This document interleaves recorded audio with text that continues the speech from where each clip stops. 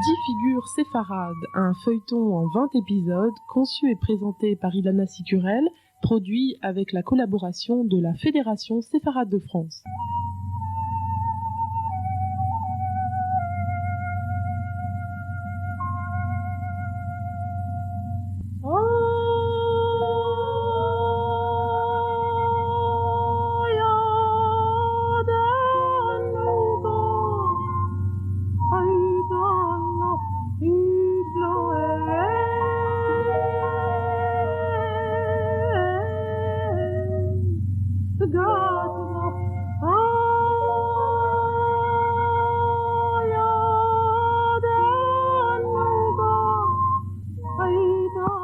Par décret des anges, par les mots des saints, nous bannissons, écartons, maudissons et déclarons anathème Baruch de Espinosa, avec toutes les malédictions écrites dans la loi.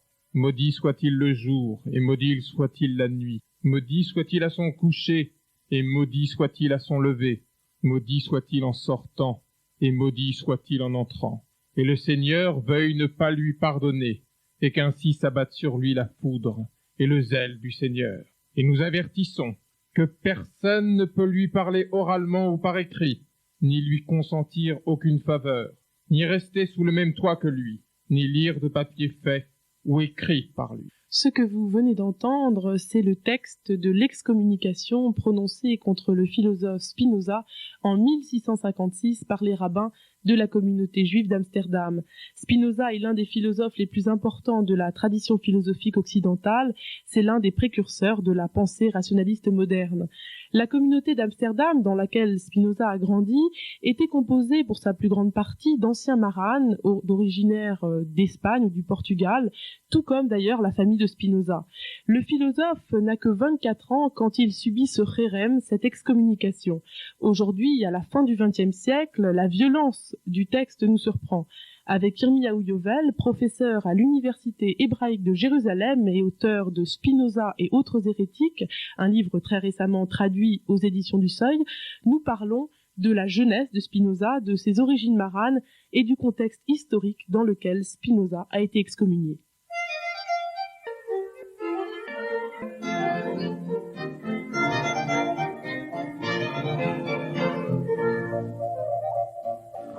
Yirmiyahu Yovel, bonjour. Bonjour.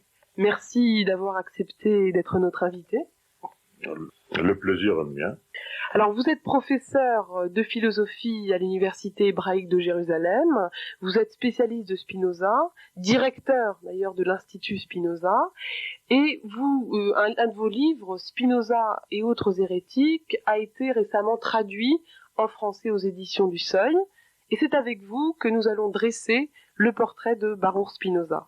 Alors, avant de parler de Baruch Spinoza lui-même, parlons un peu de ses ancêtres. Spinoza est issu d'une famille originaire du Portugal. Portugal ou Espagne, de toute façon, une famille séfarade, dont les ancêtres étaient maranes pendant des siècles, et qui se sont revenus au judaïsme ouvert, disons, en Amsterdam dans le XVIIe siècle. Alors, à cette époque, Amsterdam est un port d'accueil pour nombreux de maranes désireux de vivre leur judaïsme librement. Encore plus, dans un très court délai, Amsterdam est devenu ce qu'on appelait le Jérusalem du Nord, parce que c'était en effet une communauté dont la plupart, je parle maintenant du temps de Spinoza, la plupart des membres étaient maranes, c'est-à-dire ex-maranes, anciens maranes, c'est-à-dire des gens qui sont nés chrétiens, catholiques, officiellement, nominalement, mais qui voulaient, eux, leurs ancêtres, rester juifs, cachés, juifs dans la clandestinité. Ils sont nés chrétiens, il était baptisé, il allait à la messe, il avait toutes les apparences, aussi toute la vie quotidienne des catholiques, mais il se voulait sans savoir exactement ce que c'était être juif. Donc ils sont tombés dans une dualité tout à fait fascinante. Alors, les rabbins d'Amsterdam avaient une mission très délicate qui était justement de tenter de redonner une identité juive assez marane, qui avait souvent un savoir trouble sur le judaïsme, qui était souvent mêlé de symboliques chrétiennes. Oui, là, pour comprendre la difficulté de cette tâche, il faut d'abord dire peut-être un mot sur cette complexité de la vie marane, et surtout des maranes qui étaient judaïsants. Parce qu'il y en avait des maranes ou des conversos, qui n'étaient pas du tout judaïsants, qui ont accepté le baptême forcé, et qui sont devenus des catholiques plus ou moins dévots, ou parfois indifférents, c'est-à-dire indifférents à la vie religieuse tout entière. Et ça aussi, c'est très important, parce que cette indifférence à la religion, est entièrement a provoqué aussi le problème, un phénomène de dissidence, d'hétérodoxie, de contestation contre la religion historique entièrement.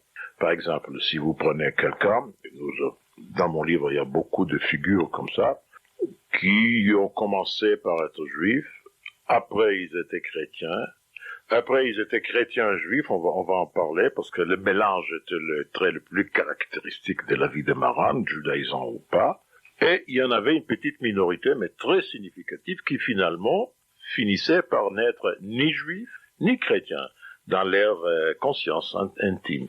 C'est-à-dire qu'ils sont devenus les premiers, si vous voulez, le problème européen sécularisé, ou un des problèmes européens sécurisés, toujours en cachette, parce que il fallait pas les montrer en dehors.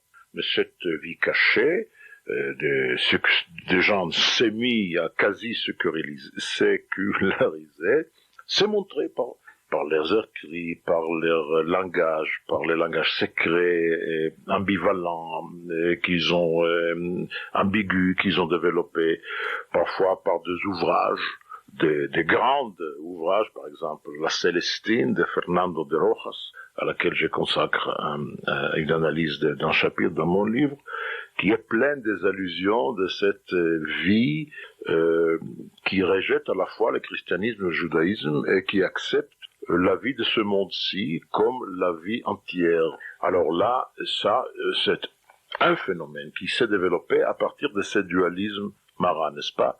Ils sont juifs, ils sont chrétiens, et finalement ils ne sont pas ni l'un ni l'autre. Spinoza en est la figure la plus intéressante. Mais il y avait d'autres qui voulaient être juifs dévots, qui s'acharnaient à garder l'identité juive, mais sans savoir ce que c'était être juif. Alors, ils étaient là-bas, ils avaient, comme vous venez de dire, toutes ces leurs symboliques dans leur vie étaient une symbolique catholique. Tous les concepts par lesquels leur vie intellectuelle s'est déroulée étaient des concepts tirés de la culture chrétienne et catholique. Et pourtant, ils se voulaient juifs. Alors, il n'y avait pas de rabbin, il n'y avait pas d'école juive, il n'y avait pas de livres, parce que pour lire, comment pourrait-il savoir ce que font les juifs? Alors, ou bien un peu de tradition orale, mais transmise par les mères, parce que c'était un peu un système matriarcal.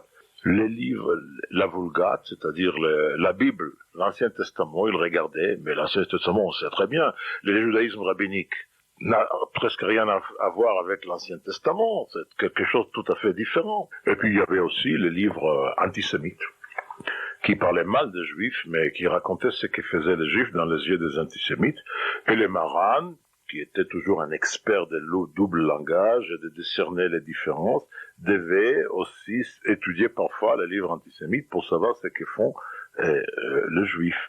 Mais finalement, ils savaient très peu. Ils finissaient par un mélange. Alors, justement, pour beaucoup de ces maranes qui avaient une identité très troublée, comme on vient de l'évoquer, l'arrivée à Amsterdam dans une communauté organisée, reconnue et libre était très importante.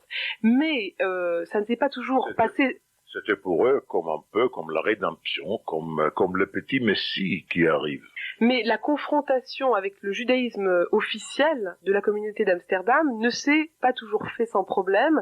Et on pourrait là parler du Uriel d'Acosta, auquel vous consacrez un important chapitre dans votre livre, pour illustrer parfois ce phénomène de désillusion. Oui, bien sûr.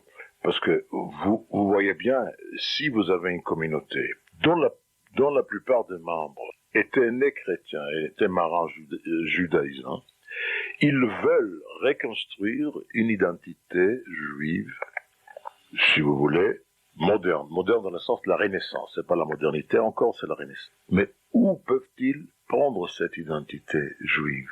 Ils ne peuvent la trouver que dans cette époque, c'est-à-dire au début du XVIIe siècle, il n'y avait aucun modèle d'identité juive que le modèle médiéval, c'est-à-dire du judaïsme rabbinique orthodoxe. Donc, mais ils ne savaient pas ce que c'était. On vient d'évoquer. Alors, ils devaient inviter des rabbins orthodoxes, bien sûr, parce qu'il n'y avait que de Venise et d'autres endroits, pour leur donner cette identité juive, un peu importée, si vous voulez. Ils s'efforçaient d'accepter ça.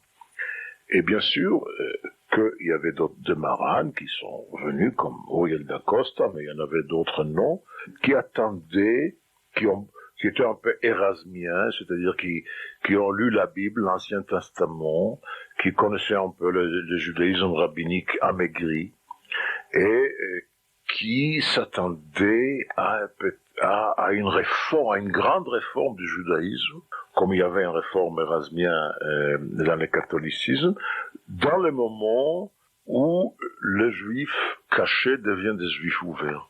Et cette grande réforme du judaïsme qu'ils attendaient n'était pas possible. Pourquoi? Parce que sociologiquement et psychologiquement, si vous considérez les besoins de l'époque, c'était de reforger une identité quand le seul modèle existant était celui médiéval, c'est-à-dire que l'intérêt sociologiquement, toutes les forces de ce mouvement étaient contre une réforme. C'était conservation, c'était pour restituer une identité qui existait déjà ailleurs. Alors tous ces marins qui sont venus avec des expectations d'une vie religieuse nouvelle, réformée, revitalisée, etc., dans d'autres moyens, c'était déçus. Uriel da Costa en était l'exemple le plus célèbre.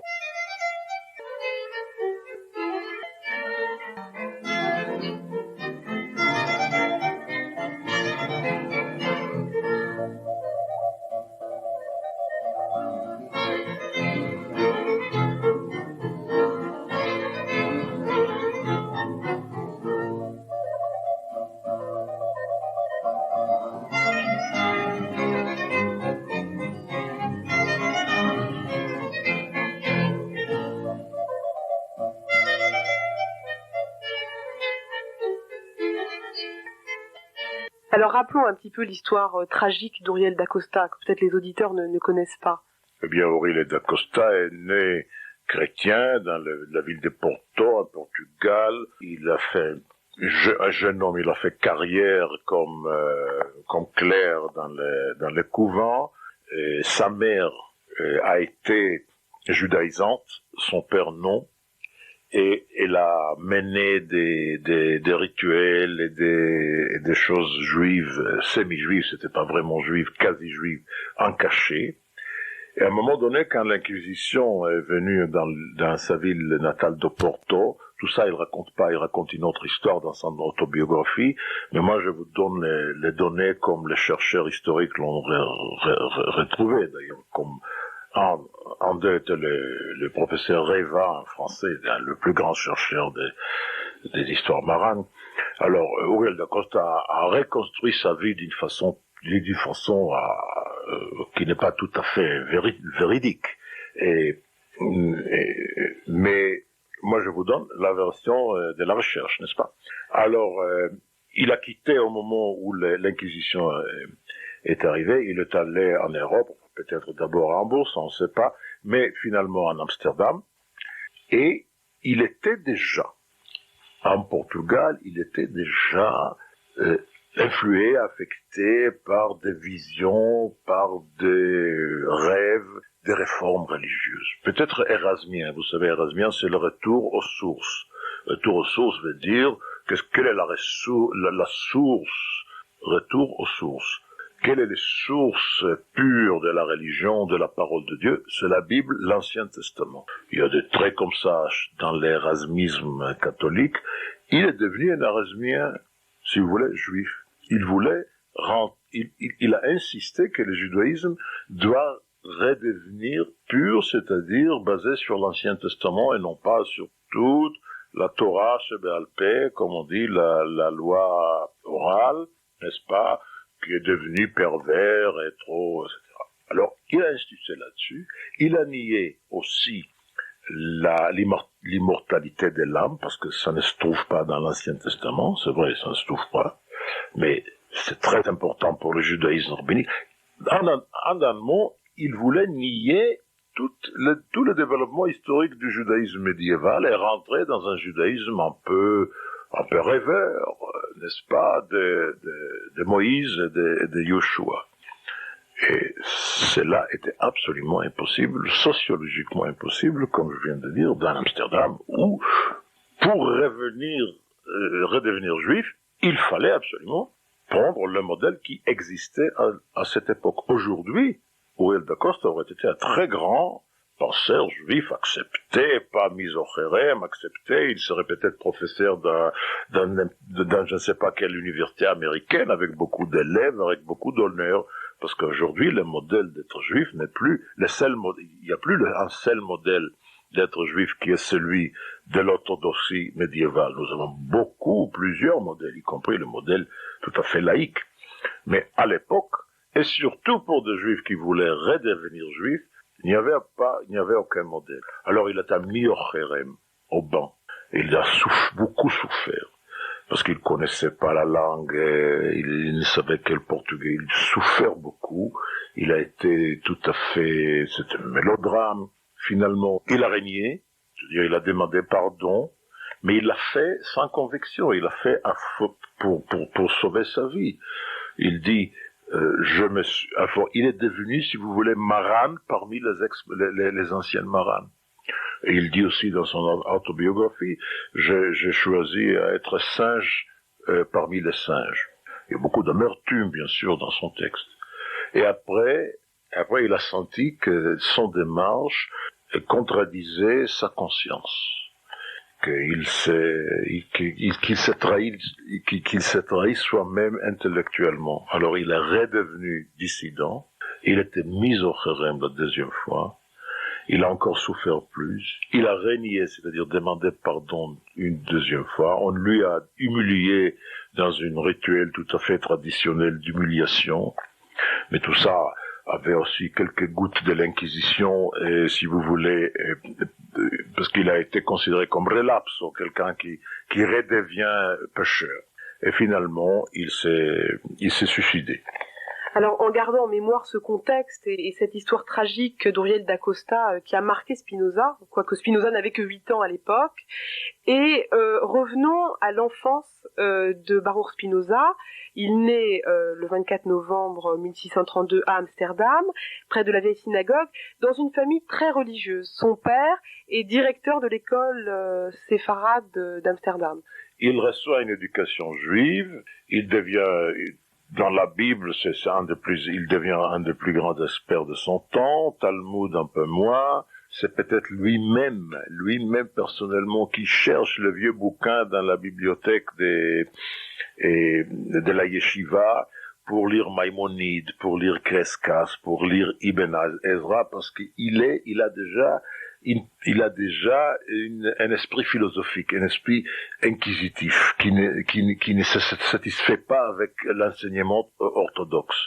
Alors il lit peut-être qu'il a lu un peu physique, mathématiques, comme ce que vous appelez études profanes en hébreu, parce qu'il connaissait pas encore le latin, en hébreu par un bouquin, un livre qui s'appelle Sefer Elim. C'était un livre de sciences en hébreu.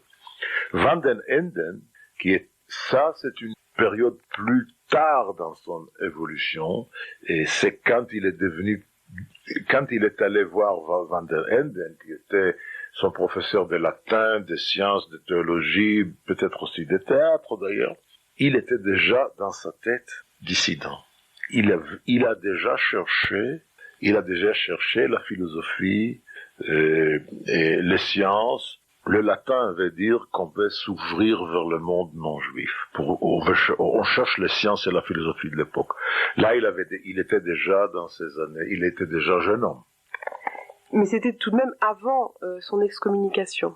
Eh bien, là, il y a un débat entre les chercheurs pour fixer la date exacte. Si c'était avant ou si c'était immédiatement après. Et moi, je suis d'accord avec vous. Je crois que c'était avant son excommunication.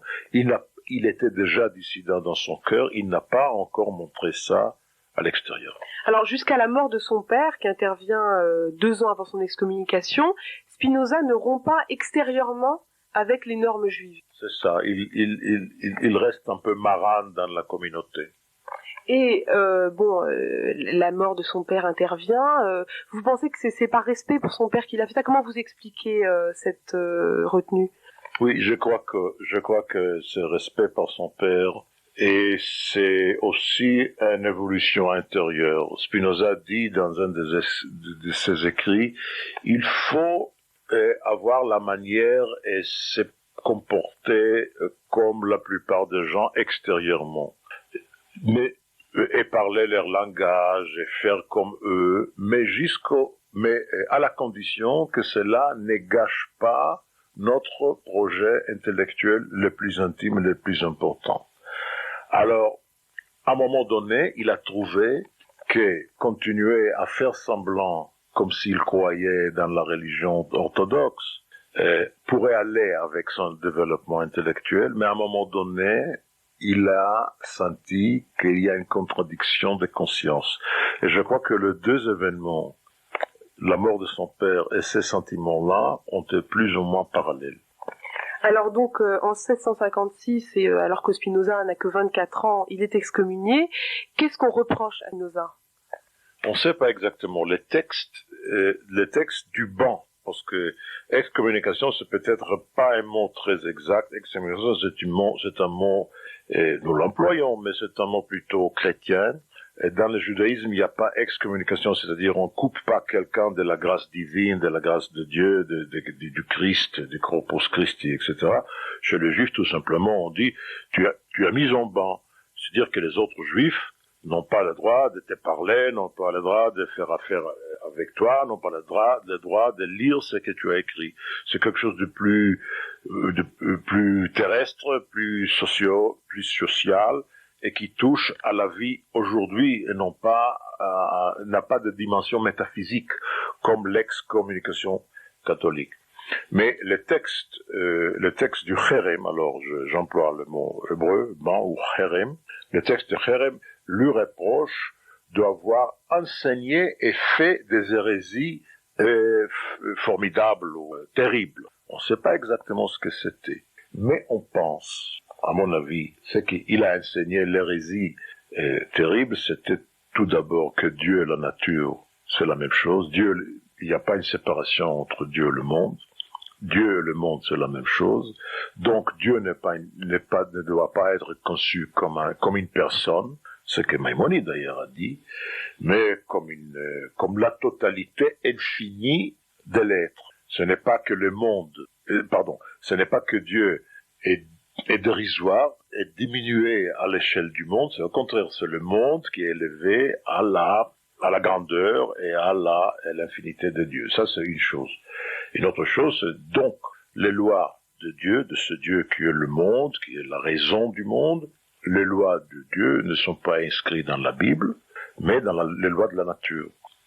Et donc, il ne faut pas une révélation spéciale comme Dieu sur le mont Sinaï, ou Dieu avec cette histoire, cette mythologie, cette belle mythologie, Dieu qui parle à Moïse, tout ça.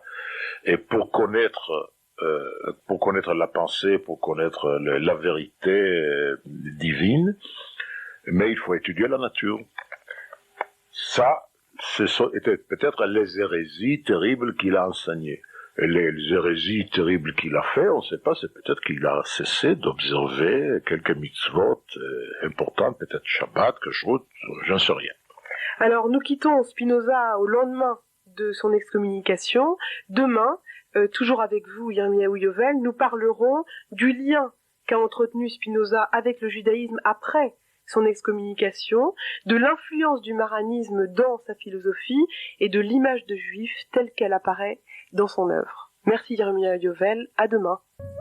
C'était 10 figures séfarades, un feuilleton en 20 épisodes, conçu et présenté par Ilana Sicurel, produit avec le concours de la Fédération séfarade de France.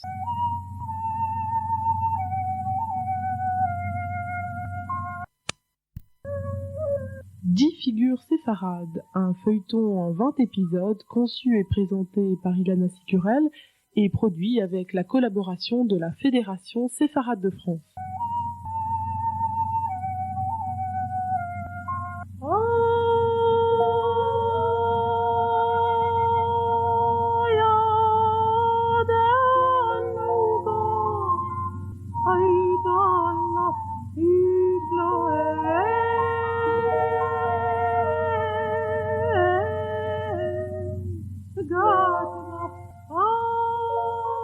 Deuxième partie aujourd'hui de notre portrait du philosophe Baruch Spinoza. Spinoza est, je vous le rappelle, l'un des philosophes les plus importants de la tradition philosophique occidentale. Hier, nous avons surtout évoqué l'excommunication prononcée contre lui par les rabbins de la communauté d'Amsterdam au milieu du XVIIe siècle, excommunication d'une extrême violence, nous l'avons vu, qui est intervenue quand le philosophe n'avait que 24 ans. Mais cette violence, qui nous paraissait d'abord incompréhensible, nous l'avons un peu mieux comprise en évoquant le contexte particulier de la communauté d'Amsterdam, composée en grande partie d'anciens maranes. Les dirigeants de cette communauté avaient une tâche très délicate, qui était de reforger une identité à tous ces juifs restés cachés pendant des siècles au Portugal et en Espagne. Mais quant à Spinoza lui-même, quel a été son sentiment pendant et après cette excommunication?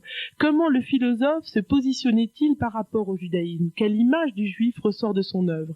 C'est de cela que nous allons parler, toujours en compagnie de Yirmiyahu Yovel, professeur de philosophie à l'Université hébraïque de Jérusalem et auteur de Spinoza et autres hérétiques, récemment traduit aux éditions du Seuil.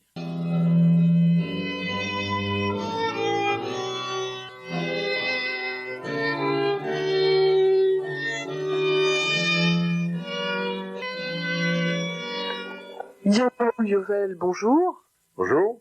Alors je rappelle à nos auditeurs que vous êtes l'auteur de Spinoza et autres hérétiques, un ouvrage qui a été publié et traduit en français aux éditions du Seuil. Nous avons évoqué avec vous hier la jeunesse de Spinoza dans la communauté juive d'Amsterdam, son excommunication de cette même communauté lorsqu'il avait 24 ans, et aujourd'hui nous allons évoquer son existence après ce Kherem, cette excommunication.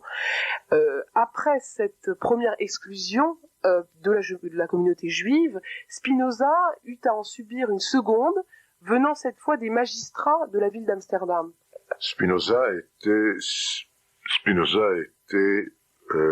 suspect comme un hérétique dangereux par toutes les establishments religieuses de son époque. D'abord les Juifs, qui l'ont excommunié, mais aussi les chrétiens, qui l'ont toujours regardé comme, à juste titre, comme faisant défi à l'autorité de la religion historique, c'est-à-dire une religion qui est basée sur la révélation divine de Dieu, sur un Dieu créateur et sur une révélation sur la Bible révélée à des hommes. Alors les calvinistes, qui était une force très grande dans l'Amsterdam de la Hollande de l'époque, et les autres aussi. On peut pas dire qu'ils ont fait quelque chose d'officiel, mais il y avait une pression sociale de tous les côtés sur lui. Donc, ses amis, parce qu'il y avait des amis, il y a une légende romantique, comme si Spinoza n'avait pas d'amis, comme s'il était absolument dans la solitude complète. C'est exagéré, il avait des amis, et ses meilleurs amis de l'époque venaient de ce qu'on appelle les radicaux protestants. C'est-à-dire, il y avait des sectes protestants, dans ce qu'on appelle parfois la deuxième réforme, qui voulaient aller plus loin avec la réforme, qui voulaient réformer la religion chrétienne ou la religion historique de façon presque en arrivant à une religion de la raison, ou presque.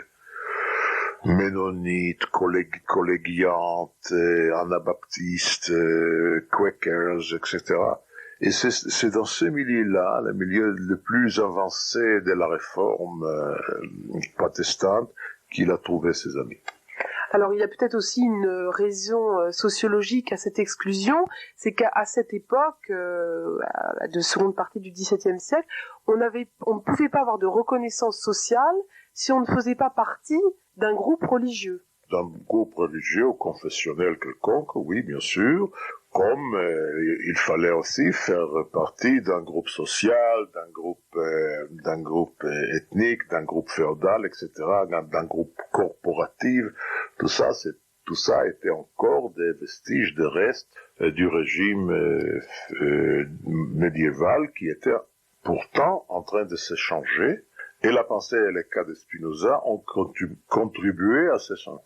Nous parlions donc dans le dernier épisode de l'exclusion, de l'excommunication de Spinoza et de son départ d'Amsterdam. Qu'est-ce qui est devenu, du point de vue de sa vie quotidienne, Spinoza après son exclusion d'Amsterdam? Eh bien, comme je viens de le dire, il y a beaucoup de livres romantiques à propos de Spinoza, les grands héros de l'esprit qui vit dans la pauvreté absolue, qui est pourchassé partout, etc. C'est exagéré. Il est vrai qu'il était considéré comme dangereux pour beaucoup de milieux, qu'il a vécu un peu solitaire, mais de choix. Il n'était pas tellement pauvre parce que parmi ses amis, il y avait ceux qu'il admirait et qui lui fournit la base de son existence, une petite pension, une petite salaire, si vous voulez, une bourse d'études. Mais il devait aussi compléter. Et puisque c'était non pas seulement un philosophe, mais aussi un scientifique, il s'intéressait à l'optique, qui était à l'époque une science avant-garde. Et alors il avait sa théorie pour faire des lentilles. C'était pas un fabricant de lunettes, pas du tout. Son savoir pour les lentilles de l'époque était une technologie de pointe comme aujourd'hui les ordinateurs. Alors il s'est supporté lui-même par là aussi.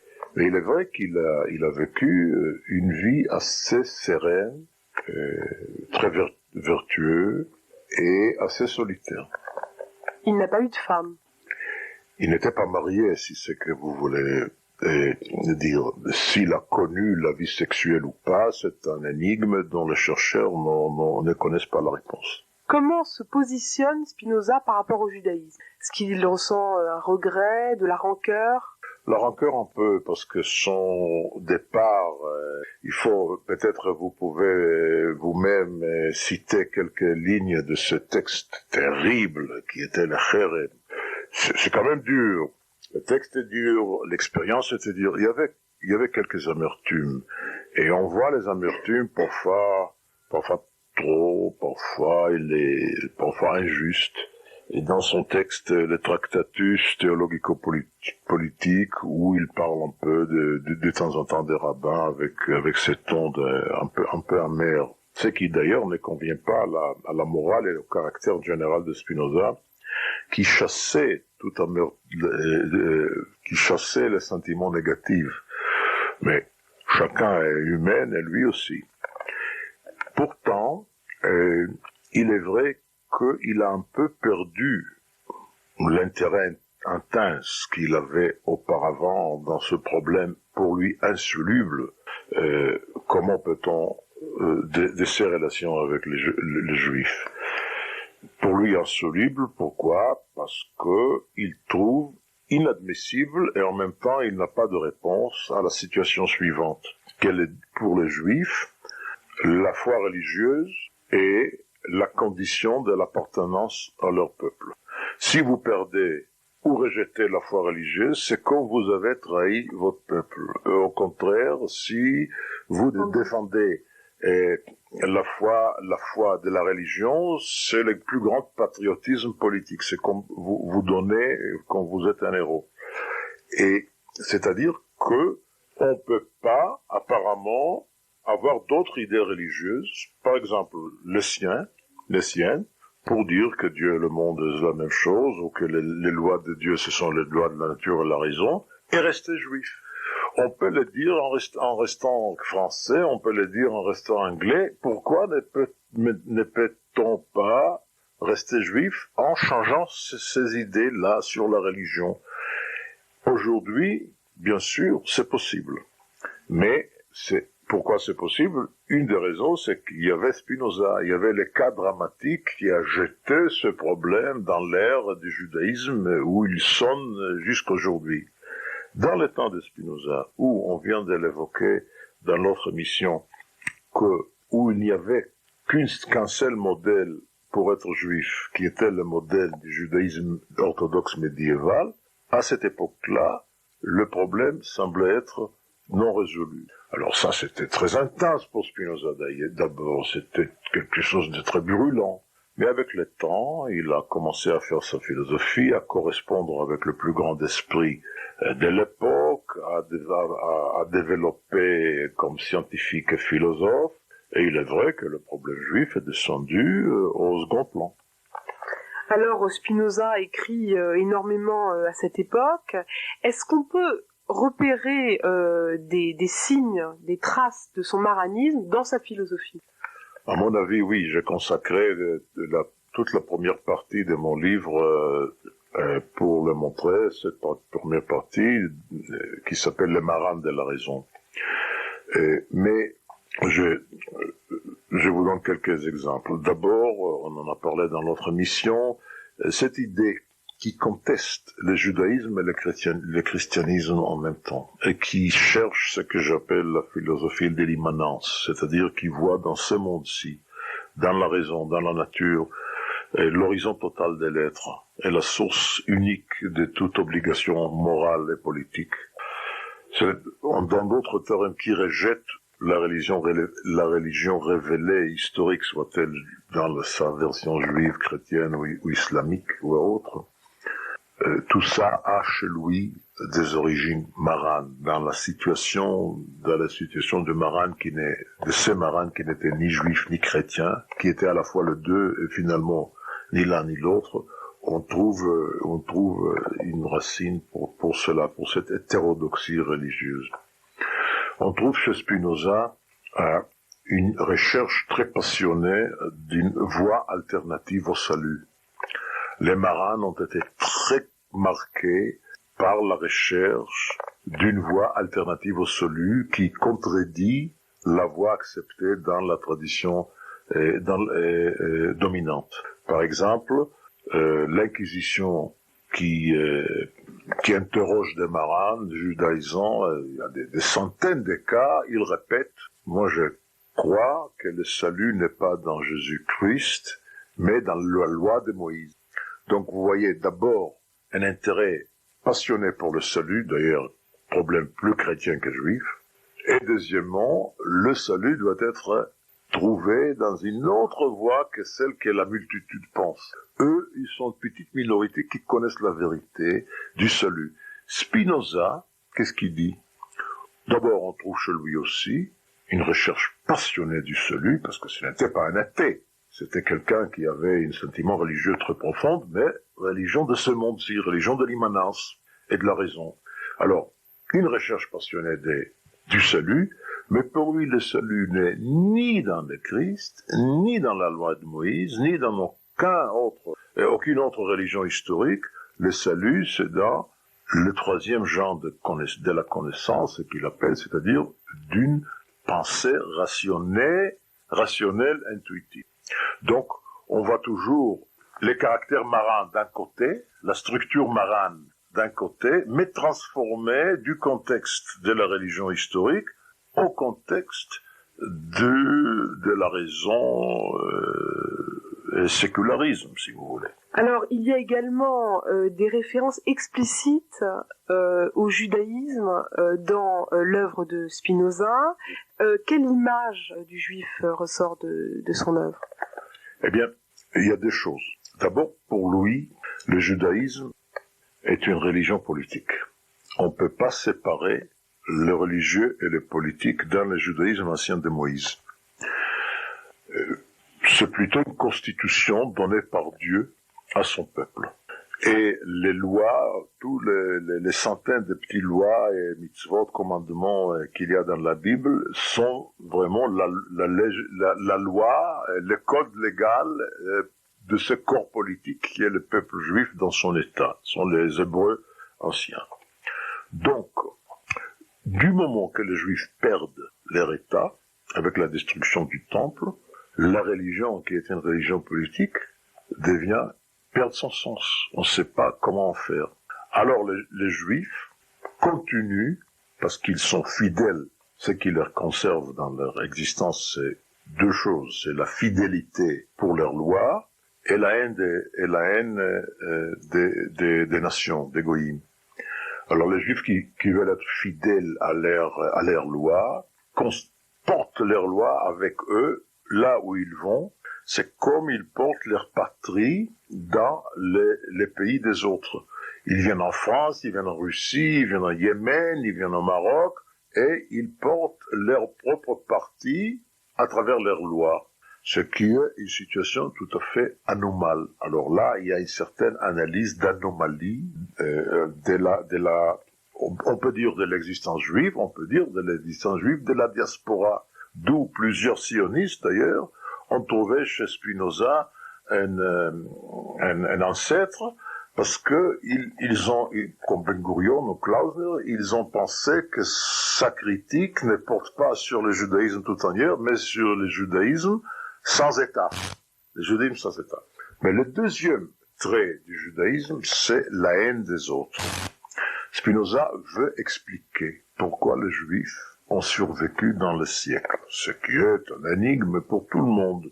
Alors, la réponse religieuse et médiévale, et parfois jusqu'à nos jours, était la providence de Dieu. C'est Dieu qui garde son peuple.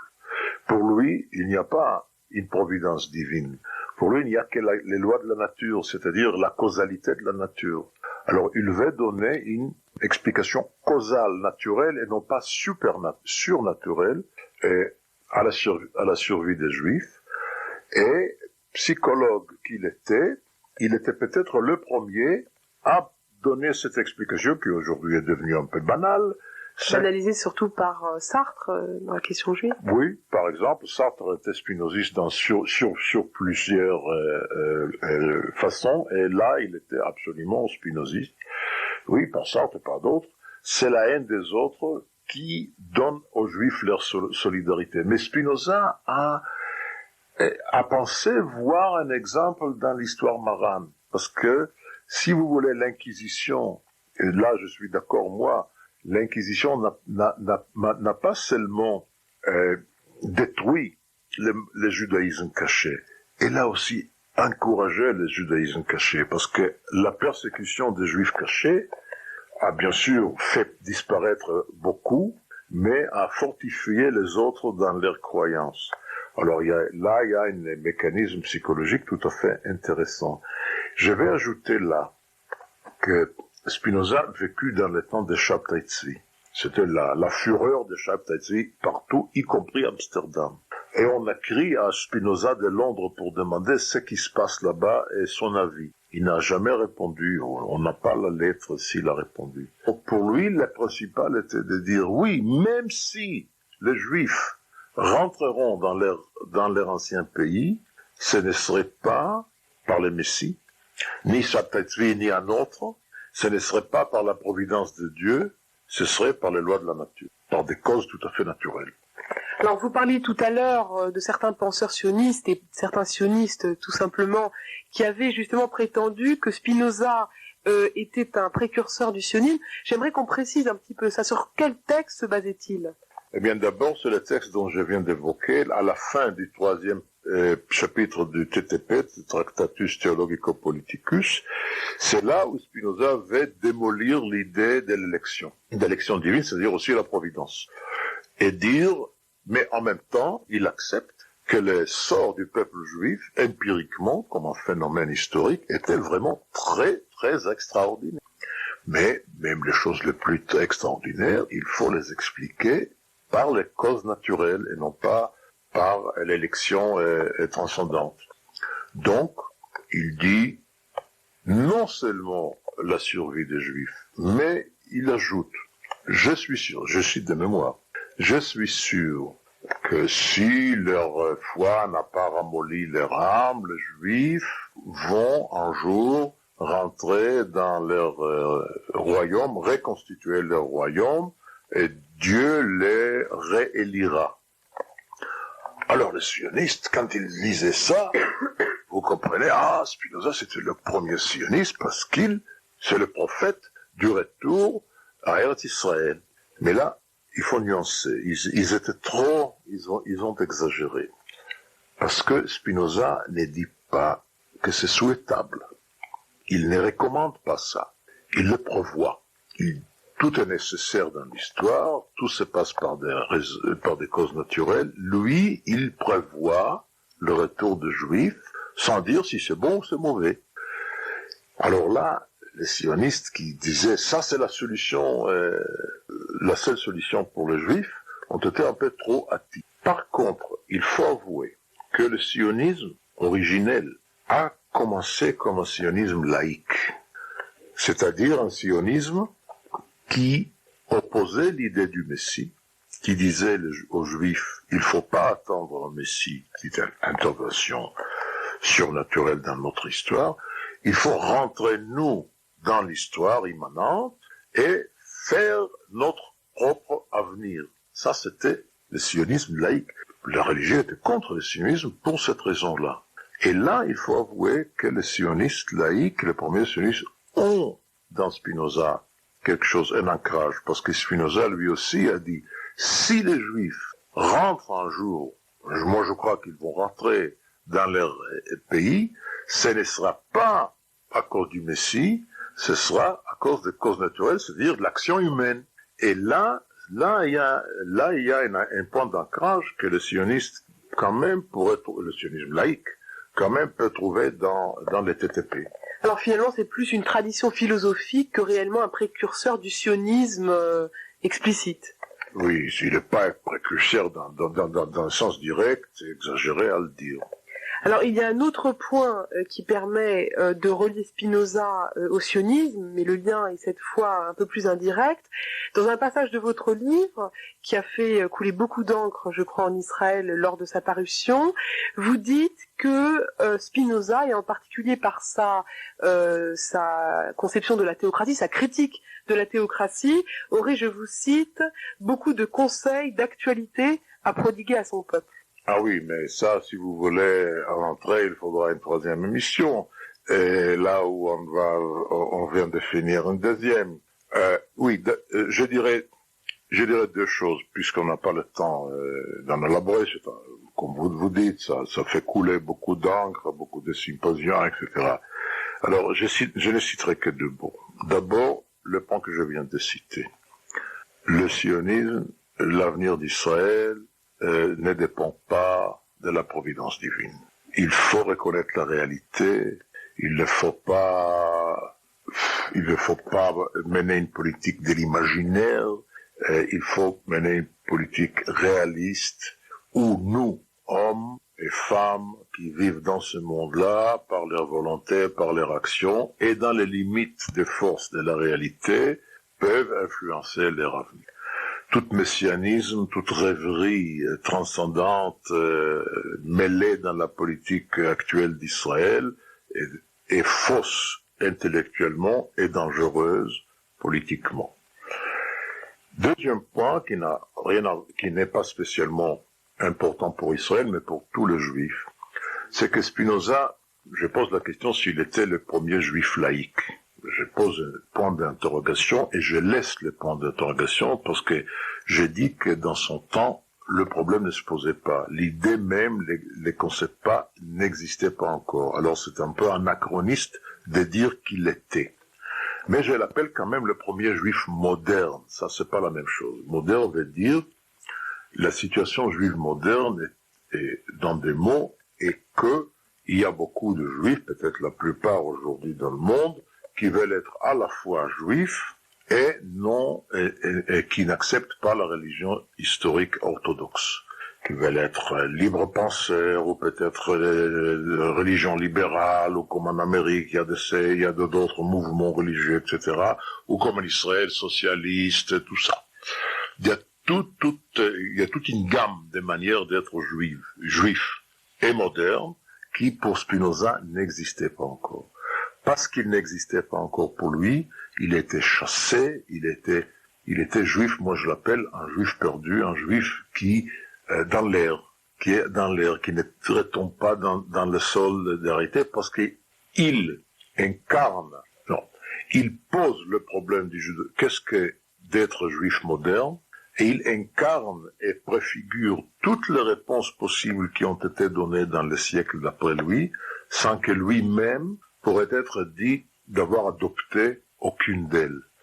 Alors, on voit dans lui notre problématique à nous, il dramatise, il cristallise le problématique de la modernité juive, il la pose d'une façon qu'on ne peut plus l'évader, mais il ouvre le voie pour toutes les réponses possibles, y compris des réponses contradictoires, comme assimilation contre sionisme, sans que lui-même adopte aucune. Yirmiyahu Yovel, merci beaucoup, à bientôt.